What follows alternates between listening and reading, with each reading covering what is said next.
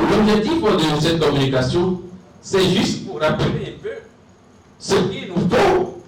Cette communication a été faite dans le cadre de la Journée internationale de la couverture universelle en santé qui se tient chaque année le 12 décembre. Mais par anticipation, COPCUS, Coalition des OS pour la couverture universelle en santé, a organisé cela à travers une conférence débat. Et donc pour revenir au sujet de la conférence, on a parlé de la couverture universelle en santé horizon 2030. Quels sont les mécanismes pour y parvenir? Ce qu'il faut retenir au cours de cette communication, c'est que la couverture universelle en santé, pour comprendre ce concept, il va falloir s'approprier de la notion de santé, ce que cela veut dire. Et donc, au cours de cette communication, j'ai expliqué le contenu de la santé selon la définition de l'OMS. Qu'il faut retenir que la santé, c'est un état complet de bien-être physique, mental et social, mais qui ne veut pas dire l'absence d'infirmité et de maladie. Et donc, j'ai expliqué à l'assistance que la santé est d'abord une responsabilité personnelle, collective, avant d'être une responsabilité de l'État. Donc, chacun, en ce qui le concerne, doit prendre part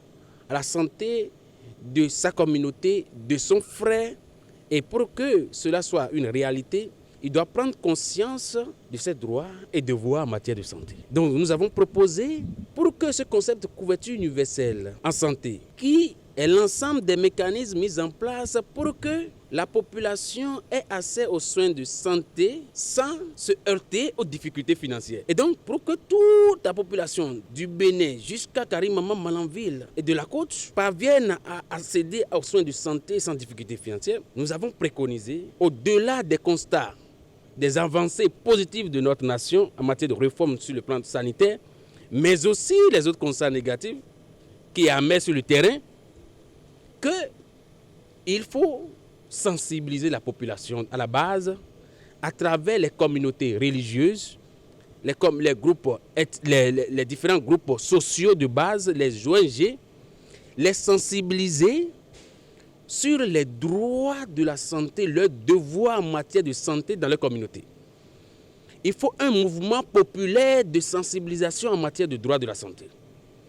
Et de l'autre côté, il faut un autre mouvement pour former les agents de santé en matière de l'accueil.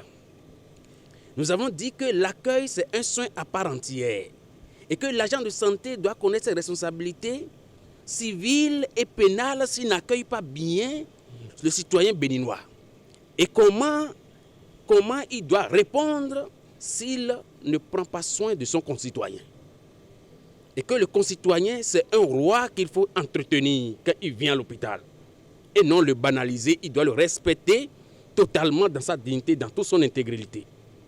Donc nous avons dit, premier mécanisme, c'est la population. Deuxième, c'est les agents de santé qui doivent changer leur paradigme, leur manière de voir leurs concitoyens quand ils viennent à l'hôpital. Et troisième chose, il faut un lobby et une pression sur l'État pour augmenter le budget en matière de santé afin d'équiper nos hôpitaux davantage, afin de recruter davantage les agents qualifiés, de faire approcher les services de santé de la population pour que celui qui est dans un village ait les mêmes chances que celui qui est dans les zones urbaines. Et enfin, nous avons dit qu'il faut un mouvement national, mais aussi et décentralisé jusqu'à la population à la base. Nous savons bien le faire au plan politique, où des partis politiques créent des mouvements jusqu'à la base.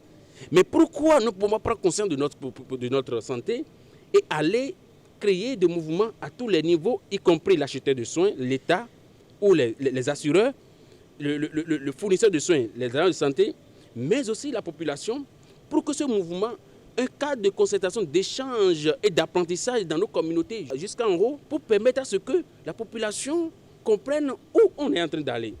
Et donc, pour atteindre l'horizon 2030, il faut qu'un mouvement démarche soit ce jour, pour les 8 ans à venir, un mouvement global à tous les niveaux de notre pays pour atteindre l'objectif. Et donc, j'ai dit à la fin que chacun, en ce qui le concerne, y compris vous les journalistes, qu'il faut apporter la bonne nouvelle dans les contrées.